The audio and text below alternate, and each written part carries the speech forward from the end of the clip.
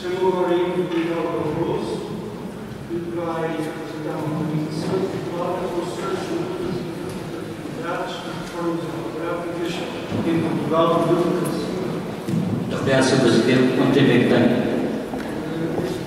Em da ordem, significa que há 1h15 minutos. Bem, muito obrigado. Excelentíssimos senhores, excelentíssimas senhoras, agradeço a sua vossa presença, agradeço a organização, muitas palavras de circunstância. Gostaria de ser, além de conclusão, além de introdução, algumas considerações. Portanto, as bases do ortográfico foram negociadas precisamente aqui e secretamente.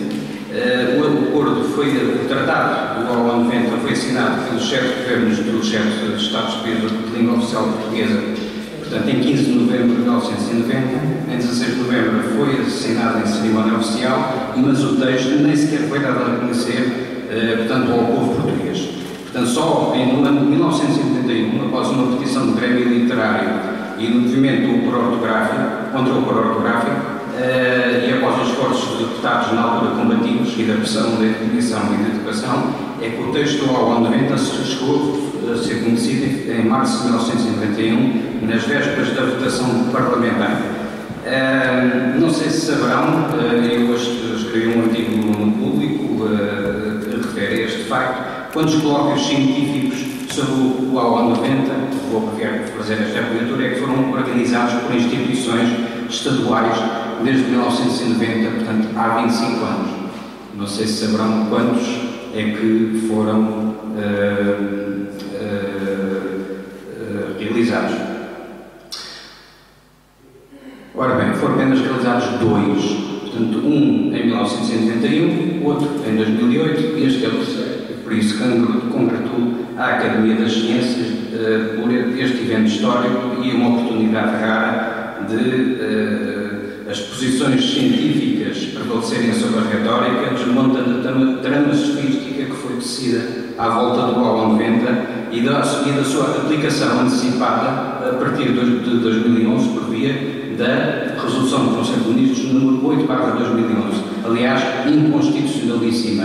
Esta resolução é inconstitucionalíssima e foi, aliás, objeto de uma ação judicial popular. Como jurista, gostaria de tecer duas notas. Primeiro, duvidosa validade do seu protocolo notificativo. Amanhã uma comunicação do Sr. Embaixador Carlos Cunha sobre isto. Segunda nota, o Coro Ortográfico 90 é inconstitucional a vários títulos, designadamente porque o Estado, por violação do artigo 43, número 2, porque o Estado não pode programar a cultura e a educação segundo quaisquer diretrizes estéticas, políticas ou ideológicas, como é o caso do OAU 90. Não vou alongar sobre isto, mas se quiserem depois eu posso responder nas perguntas. E então, o meu tema então é sobre as reformas ortográficas, dizer que a Academia das Ciências, como é antes de Lisboa, aceitou sem contestação a reforma de 1911 e desde 1931 todas as reformas passaram pela Academia das Ciências de Lisboa. O Coro de 1931 no Brasil, o vocabulário ortográfico de 1940, pode ser considerado uma reforma ortográfica, a Convenção de 1943-44, a Convenção ortográfica da Lusa Brasileira de 1945, portanto não conhecemos nenhum país do mundo em que no período de 35 anos tenha havido 5 reformas ortográficas, portanto dá uma média de uma reforma a 5 anos e meio. Portanto, Portugal é, perdoe-se a expressão, um autêntico campeão das reformas ortográficas. Em 34 anos houve 6 reformas ortográficas, nenhuma das quais produziu efeitos, pelo menos duradouros, no Brasil. A história dos acordos ortográficos é uma história grotesca que desde 1907 tem levado a desencontros constantes, seja em relação às decisões no campo linguístico, seja em relação à imposição social desses acordos. Verifica-se vários zigue-zagues nas reformas ortográficas, avanços e recuos, portanto, tendo várias normas durante pouco tempo. Eu dou apenas um exemplo. Há bocadinho falou-se que a reforma de 1911 era para ser revista, e foi através de uma portaria de 1920 em que se instituiu o trema. Ora bem, o trema durou apenas 25 anos. Em 1945 acabou o trema. Devo dizer também que os pressupostos do Coro Ortográfico 90 refletem uma concepção datada, hoje inaceitável, da complexa relação entre língua escrita e língua oral. Esta orientação encontra-se completamente ultrapassada na ciência da linguística, pelo menos desde a década de 70 do século XX. A ortografia é algo radicalmente distinto da transcrição fonética e, portanto, eu remeto para as obras da especialidade do professor Fernando Paulo Batista e António Emiliano e e Inês Duarte. Portanto, nós partimos aqui, eu parto aqui nesta comunicação do pressuposto de que a oralidade e a escrituralidade são dois meios, são dois autónomos de atualização e realização de um sistema linguístico, diferentemente do ponto de partida, com o devido respeito desta organização, e remeto novamente para a fundamentação do professor Fernando Paulo Batista e do professor António Emiliano, e curiosamente já Fernando Pessoa foi um dos primeiros a salientar a diferença entre oralidade e escrituralidade. Ora bem, neste tempo curto vou tentar abordar duas partes. Primeira parte, as consoantes mudas nas reformas ortográficas portuguesas. Segunda parte, as consoantes mudas no Coro Ortográfico 90. Portanto, já disse há pouco que, ao contrário do que muitas vezes se diz, não foi a reforma de 1911 a abrir hostilidades entre as ortografias portuguesa e brasileira, através da legislação. Portanto, a reforma de 1907-1912 foi anterior, sem prejuízo da reforma de 1911 ter sido unilateral. A reforma de 1911 suprimiu várias consoantes mudas quando não influíssem no valor das vogais que as precedessem. No entanto, as consoantes C e P, quando fossem facultativamente pronunciadas ou tivessem valor diacrítico, portanto, abertura da vogal precedente, e Gonçalo Genas estudou isto desde 1885 até compilar os seus trabalhos em 1904, e, portanto, acho que não se pode propriamente dizer que Gonçalo Genas pudesse ser defensor do Coro Ortográfico. Seria a mesma coisa. Seria a mesma coisa que dizer que o que é que se teria feito, o que é que Sidónio Paz se tivesse sido vivo, e, portanto, há que respeitar também a memória portanto, deste autor, que, apesar de tudo, eu penso que a reforma ortográfica, sem prejuízo não concordar com reformas ortográficas, portanto, a reforma de 1911 foi a mais bem feita e a 90 a mais mal feita. Ou então, dizia,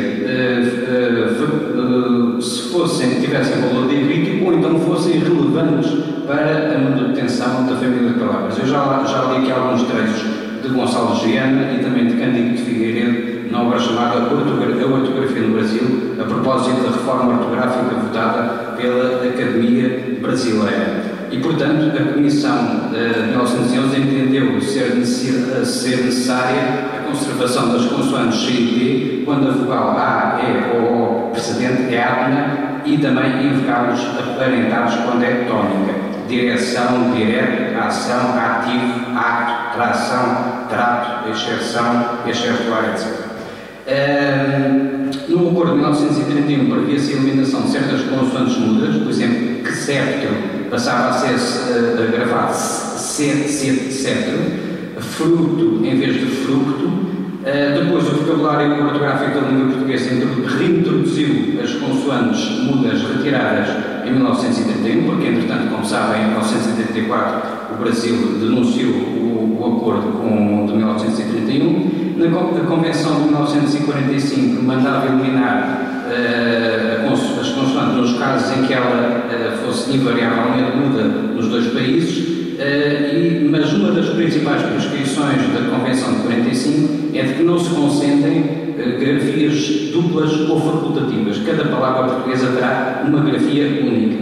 A base sexta da Convenção de 45 dispõe que as consoantes mudas sejam conservadas desde que fossem proferidas em Portugal ou no Brasil. Exemplos são caracteres, cacto, no Brasil, coartar, contacto, dicção, facto. O C, portanto, era mantido também intacto e tacto, por vezes preferido no Brasil, tal como enjacto, perfunctório, reivindica. Enfim, eu vou passar à frente aqui da Convenção de 45. Finalmente, na senda de 1911, também as consoantes CIP foram conservadas quando aparecessem palavras que devessem harmonizar-se com outras afins e em que essas consoantes se mantivessem. Por exemplo, veja-se o caso de óptico e óptico. Ora, isto é tudo ao contrário do OL90 como referimos. Ora bem, gostaria de referir o seguinte.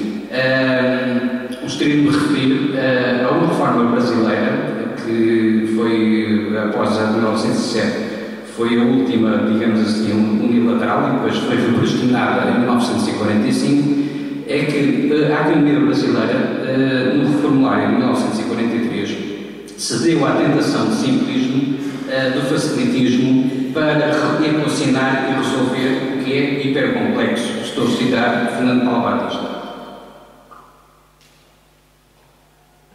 A reforma brasileira de 1943 tem dois problemas principais. O primeiro problema, a supressão das consoantes mudas C e P não articuladas. Portanto, não se escrevem as consoantes que não se preferem. Diretor, óptimo. Ora, a eliminação das consoantes mudas, portanto, deslaça as famílias de palavras e está em contracorrente com as raízes etimológicas greco-latinas presentes no português europeu, no castelhano, no francês, no catalão, no italiano, no romeno, no inglês e no alemão. Segundo problema, e talvez mais grave porque impossibilita, de certo modo, se não totalmente, um acordo com o Brasil. É que há uma duplicidade gráfica das consoantes mudas C e P na reforma de 1943. Ou seja, o formulário de 43 admite expressamente as duplas grafias de um lema. Eu cito: devem-se registrar os vocábulos cujas consoantes facultativamente se pronunciam, e depois primeiro consta o de uso mais generalizado e em seguida o outro. E depois dá exemplos: aspecto e aspecto, característico e característico, circunspecto e circunspecto, conectivo e conectivo, contacto e contacto, corrupção e corrupção, dactilografia e datilografia, espectro e espectro, excepcional e excepcional, expectativa e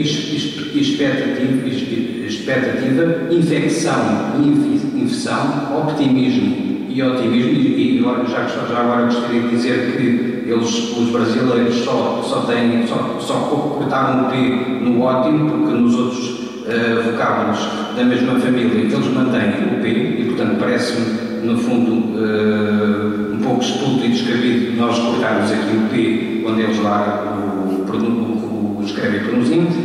Continuando, respectivo e respectivo, secção e não sei como é que se escreve isto, secção só com C cedilha, sinóptico e sinóptico, sucção e também não sei como é que se pronuncia isto, sumptuoso e sumptuoso. Ora bem, ou seja, o português do Brasil passou a admitir facultatividades ou regionalismos, se quiser, uma vez que o Brasil é um país muito grande em termos territoriais. Ou seja, a forma ortográfica de 1943, em vez de prescrever grafias únicas para a aprendizagem do português, veio consagrar, ou pelo menos crismar, estes desvios decorrentes da oralidade. Ora, as ortografias foram precisamente estabelecidas contra situações medievais como as duplas grafias. Portanto, o português do Brasil, desde esta malfadada reforma de 1943, tem uma ortografia anti-europeia e, portanto, rupturista. Portanto, o formulário de 1943 constitui, ainda hoje, um obstáculo ao projeto de literacia científica e multicultural, na medida em que afastou o português do Brasil do rigor das terminologias científicas. O processo de alfabetização elementar de milhões de analfabetos foi feito com base neste formulário, portanto, normas científicas inválidas, portanto, a partir de 1955, e esta reforma ignorou, pois, um princípio elementar de bom senso aplicável à medicina desde a antiguidade, primum non nocere, acima de tudo, não prejudicar. Portanto, com as facultatividades implicam o conceito implicam a distribuição do conceito normativo de ortografia norma gráfica. Daí que o português do Brasil se tenha afastado bastante das eurolínguas europeias, totalmente no primeiro caso, quando corta, e parcialmente quando torna facultativas. E, portanto, a existência de facultatividades torna qualquer aproximação gráfica com o Brasil bastante difícil, pois a maior parte das ortografias, como a do português europeu, não possui facultatividades, salvo gajo, loiro, moça, etc. Ao ser celebrado um tratado com o Brasil, o problema das facultatividades, portanto, é exportado para outros países. Portanto, nós, ao fazermos um tratado com o Brasil, estamos a exportar um problema que é da ortografia brasileira e que resulta da não diferenciação entre oralidade e escrituralidade. E, portanto, isto torna muito complicado, se não mesmo tortuoso, a aproximação do português do Brasil. Não temos dúvidas em afirmar que a reforma brasileira de 43 foi muito mais perniciosa que qualquer das outras reformas até ao Acordo de 90. Ora bem, como última parte da presente exposição, referirei as consoantes mudas no coro ortográfico 90. Ora bem, o critério da pronúncia está consagrado, portanto é de muito difícil aplicação, nem sequer se reconduzam à fonética, portanto aquilo porque é variável de país para país, de região para região, e até mesmo de falante para falante, e portanto, mas de qualquer forma, de forma algo redutora, sem consoantes mudas, portanto não há acordo ortográfico. E esta supressão das consoantes mudas, supressão total ou parcial, provoca problemas novos. Primeiro, aumento das palavras homógrafas, perde-se também, portanto, aumento também das homofonias, perde-se a indicação gráfica e visual do parentesco lexical e semântico entre palavras da mesma família e, portanto, trata-se de uma visão extremamente redutora da língua escrita e da ortografia e que releva da impreparação técnica e científica dos redatores do Acordo Ortográfico 90.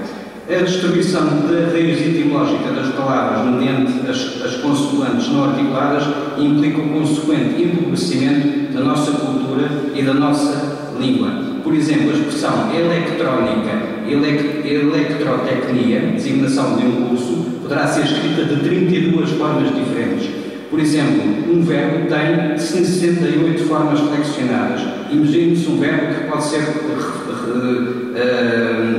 gravado ou com consoante C, ou sem consoante C, ou com P.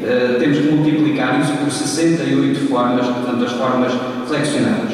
Por fim, há que analisar então as consequências jurídicas. Portanto, como disse, isto afasta-nos da tradição das línguas românicas, tradição escrita e tradição oral, e o que redunda na violação do princípio da identidade europeia. Portanto, em relação às facultatividades, referi há bocadinho em conversa com a doutora Aida Sampaio Lemos, que as facultatividades são normas optativas, digamos assim. Ora, juridicamente, portanto, a interpretação correta é de que as facultatividades são irrestritas.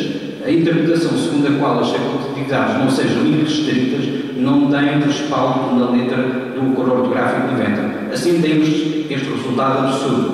Desde que sejam articuladas por algumas pessoas restritamente de qualquer estado lusófono ou região desse estado, isso basta para que as consoantes C e P possam ser conservadas ou eliminadas à escolha facultativamente. Porém, o caminho foi seguido pelo INTEC, primeiro no vocabulário de mudança e depois no vocabulário ortográfico português, foi outro e, a nosso ver, em violação do tratado e, portanto, incorrendo no vício de ilegalidade sui generis. O caminho foi seguir, portanto, que se uma consoante não for alegadamente pronunciada, então é cortada. Então nós dizemos aspeto, quando no Brasil a forma maioritária é aspecto, ou então nós dizemos no Brasil eles dizem perspectiva e nós dizemos aqui perspectiva. Há assim uma inconstitucionalidade orgânica e material do conversor Lince e do VOP por violarem a Constituição Portuguesa. Portanto, existe um problema sério de incerteza linguística sobre a forma como certas palavras são grafadas, referindo o valor da estabilidade ortográfica.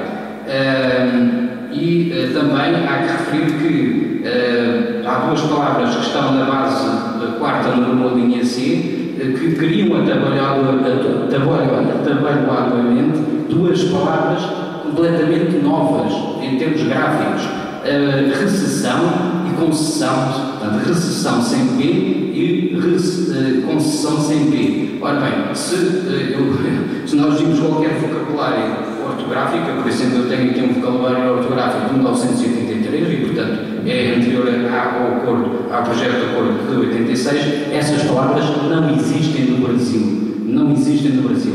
Existirão cerca de 500 lemas inventados e disso falará a doutora Maria Regina Rocha, portanto, na comunicação final de amanhã. E, portanto, a introdução generalizada e extensiva das facultatividades tem efeitos muito perniciosos, gera multigrafias particulares,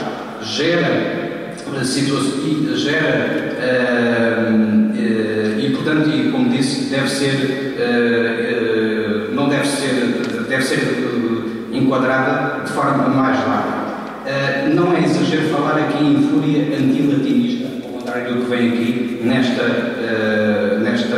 epígrafe deste cartaz.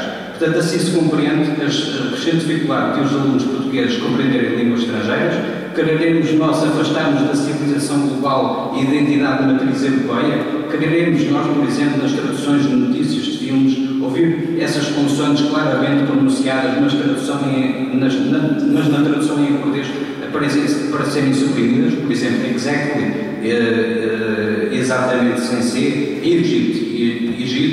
Portanto, o aula 90 converte o português no meio da pronunciocêntrica, no meio das principais línguas da cultura internacional.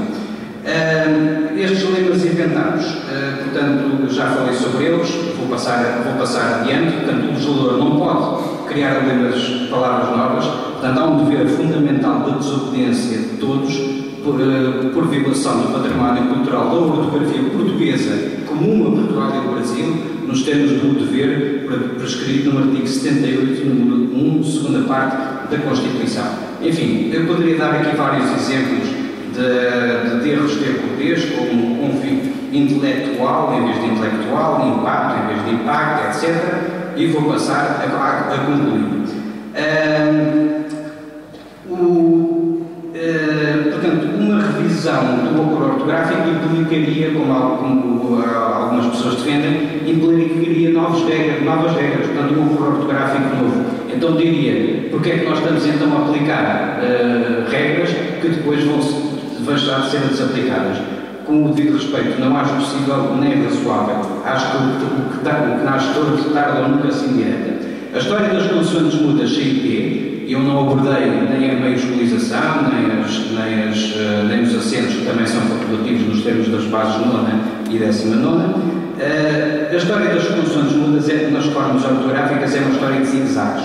Portanto, conforme foi demonstrado, a base quarta do aula 90 constitui um autêntico assassinato do pensamento da reforma de 1911 e dos trabalhos linguísticos do seu principal mentor, Gonçalves de Viana, bem como da Convenção de 45. Vaticínio com a aula 90, por estar mal feito tecnicamente, é a pior reforma portuguesa e por isso não irá durar. Vemos um período de facto negro no nosso país, portanto, digamos que um parênteses, e esperemos que isto acabe depressa. Portanto, o período entre 2011 e 2015 tem sido um período medieval de ocaso da literacia e da escrita correta. E, portanto, a aplicação do aula 90 pode ser considerada um período de confusão, de parênteses, como disse, pois, devido às subtilidades, julgamos que não irá vingar. Referendo, vias políticas, ações judiciais, uma delas já foi intentada, designadamente com a minha participação, porão fim a este caos. Muito obrigado.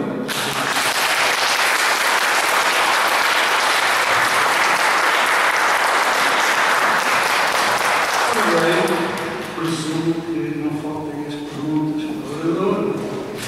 Já vi o professor Rolfo, vai fazer a primeira pergunta. Já vi mais 1, 2, 3, 4, 5.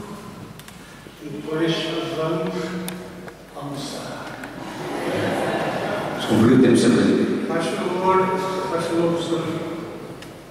Doutor Andrade, eu quero que o microfone ao professor Rodolfo. Se calhar Claro. Vai juntar as perguntas e depois responde. muito bem. Duas perguntas só. Primeiro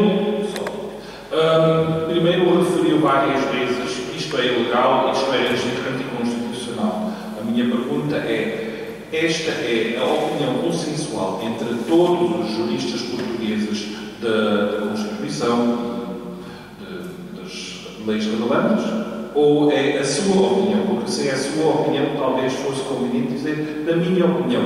Porque isto, pelo menos, seria científico.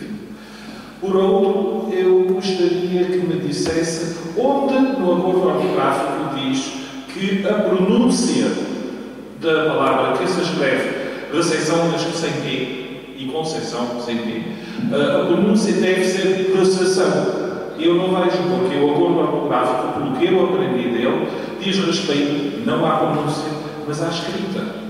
E a escrita é uma coisa, a pronúncia é outra. E o acordo, não sei, para mim não se pronúncia. O acordo são das duas, não é? Para seguir, isto está muito animado e está bom. Vamos ver. Mas não exageremos. Não é? A seguir.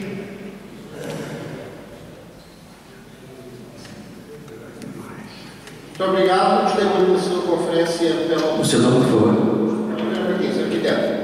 Então é o seguinte, existe um outro caminho que eu já entreguei uma cópia, mandei entregar ao Dr. Malaca Casteleiro e que vou entregar também ao Sr. Doutor, que é o seguinte, há um outro caminho que é acabarmos também com as vogais mudas.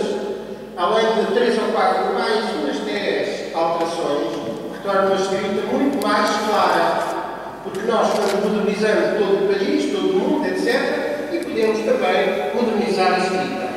Portanto, amanhã entrego oficialmente na mesa uma cópia deste trabalho. Muito obrigado. Muito obrigado, Sr.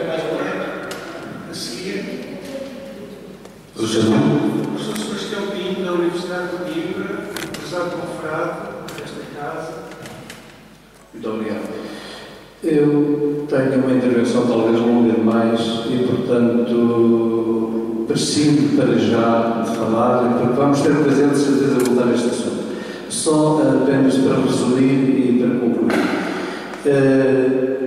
Há aqui 3 questões nesta questão do acordo. Há um problema científico, que é saber se nós podemos mexer ou não na grafia, no sistema gráfico de uma língua. E nós sabemos que podemos, desde grego antigo, desde todos os gregos e dialetos, todo o latim, arcaico, medieval, agora, tudo isto mudou até aquilo que temos hoje. Portanto, podemos mudar. A questão científica não está em causa. Segundo aspecto, a questão político-socioeconómica. Isto é, saber se tem interesse ou não mexer nesta questão.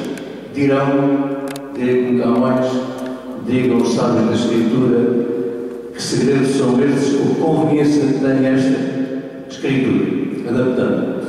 Terceira questão. Há uma questão emotiva, sentimental. Nós aprendemos a nossa língua na escola primária com todas as consoantes que não se pronunciavam e isso ficou-nos na memória visual. Nós temos muita dificuldade em aceitar e mexer nisso. Isso é um problema emotivo, sentimental, que muda com o tempo. Só a título de exemplo prático, quem está aí na Comissão Científica para a edição crítica dos Lusíadas, eu vou perguntar a eles o que é que fazem à palavra subtil. É um exemplo que quando eu vou ao Brasil, todos olham para mim e dizem que diabo de palavra é subtil, o que é isso? Não sabem que estas guerras de reformas são muito antigas, no século XVI. André de Rezende, João Barros e outros mais andaram nessas guerras. André de Rezende, o criador da palavra Lusíadas, que não foi Camões, quis impor a restituição das consoantes latinas. Camões esteve fora disso. vão ver aos Lusíadas, na edição primitiva, na edição Tríceps, nunca tem subtil. Tem subtil com O ou com U, como dizem no Brasil. E por isso o grande professor brasileiro, já falecido, o professor Bechara, o professor Lindgard, dizia muitas vezes: nós estamos muito mais próximos, a nossa pronúncia escrita é muito mais próxima de Camões do que a vossa. E tinha razão, tinha razão. Esta história é muito longa e muito comprida. Portanto, a comissão que vai fazer a edição de Lusíadas, eu pergunto o que é que fazem. Põe subtil ou põe subtil, como Camões tem? Este é um exemplo que dá matéria para muita discussão. E mais não digo porque eu queria falar muito, mas não posso. Muito obrigado. Obrigado.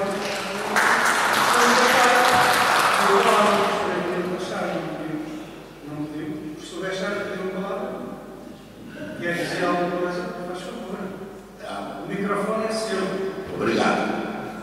Em primeiro lugar, gostaria de dizer que nunca houve uma reforma de 1943. Não houve essa reforma.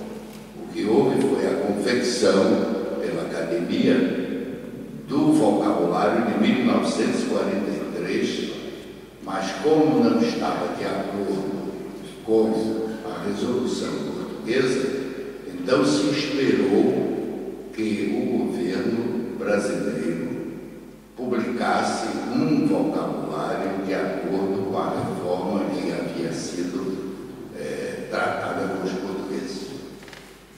Essa reforma do vocabulário de 43 não apareceu até então. E o resultado é que não há, na realidade, uma reforma ortográfica de 1943. Por outro lado, gostaria de dizer que algumas diferenças fonéticas apontadas pelo colega são diferenças que mostram os dois viés, porque uma palavra pode chegar à língua, a qualquer língua. Um viés popular e um viés erudito. E é natural. Não percebi. Perdão?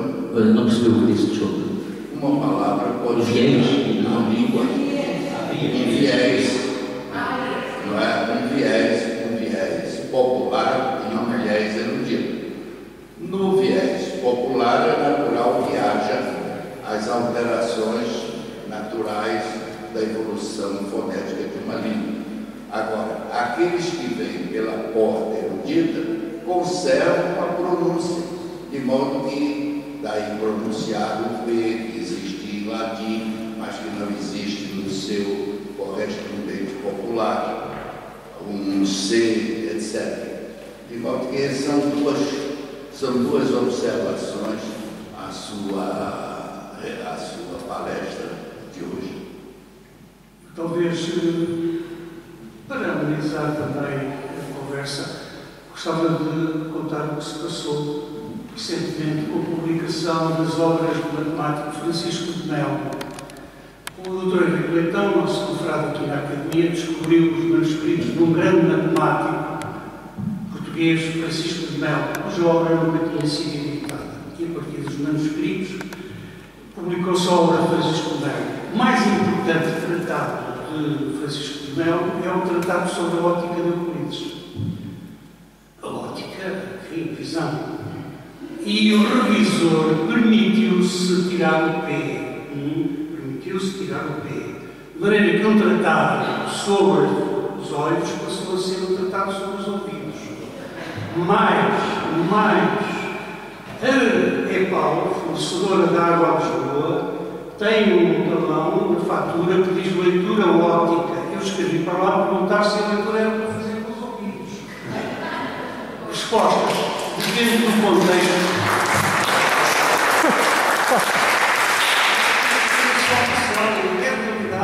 Sonda lá que Muito obrigado, Sr. Presidente. Eu vou começar pelo senhor, por alguém que perguntou do subtil. Ora bem, eu coloco aqui um problema interessante, que é o seguinte, é de saber, vou começar aqui pelos últimos portanto, fizemos perguntas. Eu coloco aqui um problema interessante, é saber se é lícito do ponto de vista do direito autoral, a alteração da ortografia em que uma obra original foi grafada, por exemplo, estou a falar das Lusíadas de Camões,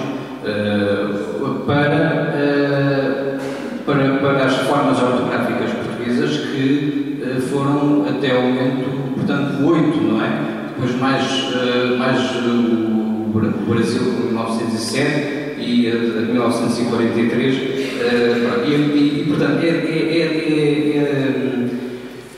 digamos que tem vantagens no sentido, práticas no sentido de maior contacto com a obra, desde que seja reconhecível. Eu penso que com a ortografia costumeira, eu prefiro dizer que a ortografia costumeira, o consuetudinário, em vez de dizer que a ortografia de 45, porque acho que ninguém lê a Convenção Ortográfica de 1945, exceto os eruditos, e portanto o que ocorreu foi um fenómeno de transformação em regras costumeiras. Aliás, houve casos na reforma de 1911 em que se recomendava que, por exemplo, à espanhola, que no início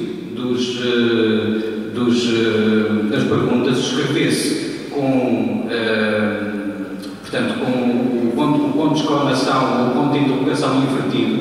Isso nunca passou para a prática costumeira. Eu poderia dar mais exemplos por exemplo, na reforma de 45 diz que, desculpe, na reforma de 1911 diz que as obras, quando são citadas, são grafadas em maiúsculas. Por exemplo, a ortografia portuguesa. A ortografia portuguesa estão com minúsculas. Bom, isso nem sempre é observado. Por exemplo, direito constitucional, muitas vezes vários autores escrevem constitucional com minúsculo ou com minúsculo, não é? E, portanto, aqui a questão está em as normas que provêm das reformas ortográficas serem enraizadas através do ensino e, portanto, a fonte, digamos assim, passa a ser não a reforma ortográfica, mas o costume, não é?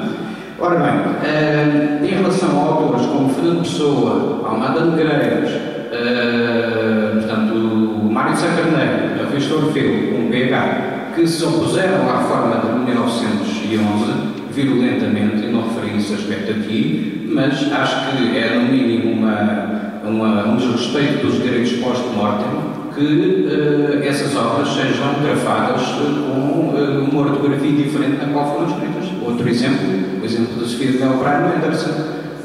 Acho que essas obras deviam continuar a ser grafadas, mesmo com os acentos anteriores a 1973, portanto, unicamente, etc. Ora bem, em relação ao Sr. Professor Vanildo Bejar, de facto, não foi um vocabulário, foi um formulário que foi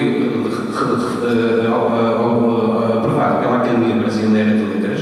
É verdade que, como diz, que houve uma convenção em 1943, ratificada em 1944, que previa a aproximação, mas não previa muito mais do que isso. Depois houve a Convenção Ortográfica Luso-Brasileira de 1945, que foi assinada, mas não ratificada pelo Brasil, e o que é facto é que depois de uma batalha jurídica entre o Presidente e o Congresso, o Presidente Café Filho, em 1955, repristinou a reforma, o formulário de 1943. Portanto, obviamente que sem tirar nem pôr. Portanto, obviamente que isso pode ser considerado uma reforma aplicável a partir de 1955 e com a qual foi feita, portanto, a alfabetização do Brasil com todos os erros e enganos que aqui. Em relação à via popular e erudita, ora bem, aqui eu compreendo a sua questão, a via popular e erudita, só que na ortografia portuguesa ainda continua a vigorar o princípio segundo o qual, na reforma de 45 citei, segundo o qual não há duplicidades ortográficas. É evidente que existem casos muito contados, por exemplo, ouro e oiro, louça e loiça, mas são muitos casos. Não dá para fazer a generalização entre popular e erudito. Ou seja, nós temos sempre para uma determinada palavra, para um determinado lema, uma determinada forma ortográfica. Nós não temos vamos lá ver, anteriormente à ratificação do seu protocolo e da implementação através da inconstitucional resolução do Conselho de Ministros, nós nunca tivemos ninguém que, portanto, tínhamos uma ortografia completamente estabilizada. Nós nunca tivemos ninguém que escrevesse excepcional sem P, espetáculo sem C, etc. Portanto, é algo que se aplica ao Brasil em virtude do formulário ortográfico 43 repristinado em 45, pode-se assim acrescentar, mas não acontece no caso português. Ora bem, eu tenho um livro, dou-lhe 15 segundos, então força. Força. Eu não acabei, eu ainda vou. Com certeza.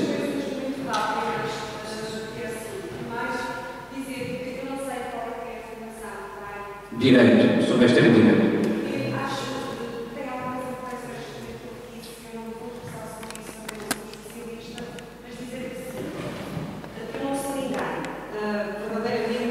O seu nome é? Mas dizer que as pessoas que trabalharam para o Código Ortográfico, o novo acordo, as pessoas que sustentam e que o aceitam, não têm preparação científica, parece-me um bocadinho, para além de deselegante, um bocadinho uma arrogância que eu acho que não deveria ter. Segundo ponto, a verdade é que, quando diz e fala de direito autoral de autores do século XVI, quer dizer, há aí qualquer confusão que eu também não vou certamente explicar. Depois, finalmente, e já não é tanto relativamente à sua intervenção, é dizer que eu também sou orgulhosamente professora de português e a verdade é que os alunos aprendem, e eu sei que podem ficar aborrecidos no sentido mais estrito do termo, um pouco magoados, mas a verdade é que eles usam e aprendem bastante bem e facilmente. Muito obrigada pela oportunidade. Posso responder? Ora bem, as palavras, eu até fui brando quanto à primeira questão, porque o professor António Emiliano, no livro chamado Apologia do Desacordo Ortográfico, qualifica o acordo como um monumento de incompetência e de ignorância. E, portanto, digo mais coisas, não vou dizer mais coisas para não me lembrar. Quanto ao século XVI e até anteriores, que bonito é ler o Fernão Lopes, por exemplo, e as Cantigas de Amigo, portanto, na ortografia original. Quanto à educação, devo-lhe dizer o seguinte, o número 3 da Resolução do Conselho de Ministros, número 8/2011, Resolução Sócrates, que determinou a aplicação do acordo ortográfico ao sistema de ensino público, particular e cooperativo, é um regulamento administrativo que antecipou em 5 anos o final do prazo de transição e, portanto, é um regulamento claramente inconstitucional. Eu sugiro que veja o guia jurídico contra o acordo ortográfico 90, contra a resolução do Conselho de Ministros, etc., que está publicado no público. E, nesse sentido, foi interposta uma ação judicial popular contra a aplicação do sistema do acordo ortográfico 90, a aplicação, entre aspas, porque os tratados, infelizmente, não podem ser atacados diretamente, mas foi interposta uma ação popular, uma ação judicial, subscrita por mais de 100 pessoas e por muitas figuras públicas, tanto em 15 de julho de 2014. E, portanto, aquilo que estão a aplicar é um facto consumado. Infelizmente, neste país, os factos consumados tendem a perpetuar-se, em parte porque o nosso sistema de fiscalização não contempla a tutela direta de direitos fundamentais, mas é um facto consumado.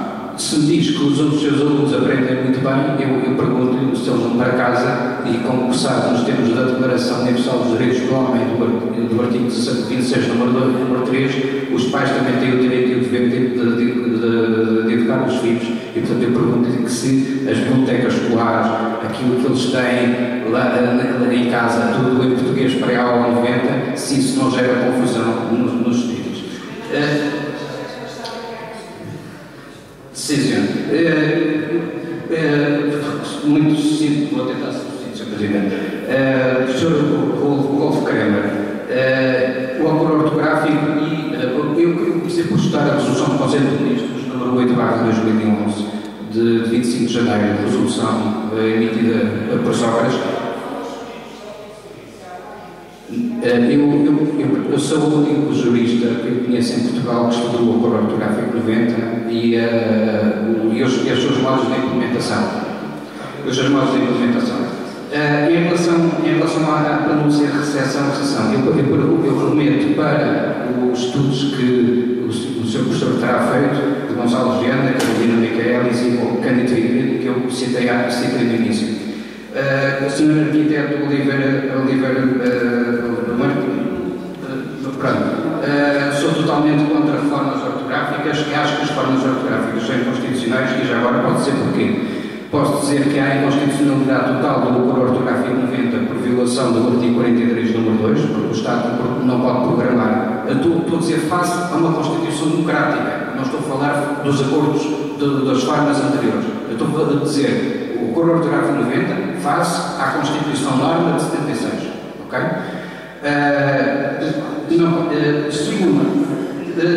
Segundo, viola o valor da estabilidade ortográfica, refração da segurança jurídica. Em terceiro lugar, entendemos que não é possível que o Estado poder empreender uma reforma ortográfica, ainda por cima com erros técnicos e científicos, uma vez que à luz da Constituição de 76, a inalienável dignidade da pessoa humana, artigo 1º da Constituição, e os seus direitos antecedem o Estado de poder.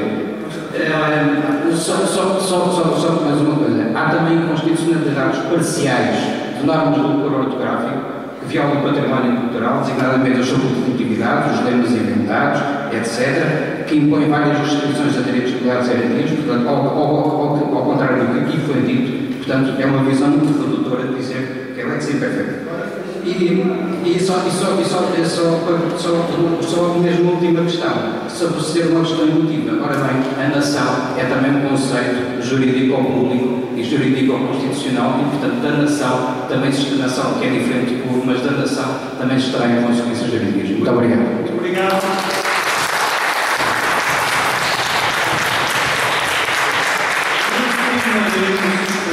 Às 14h30. Muito obrigado. Já.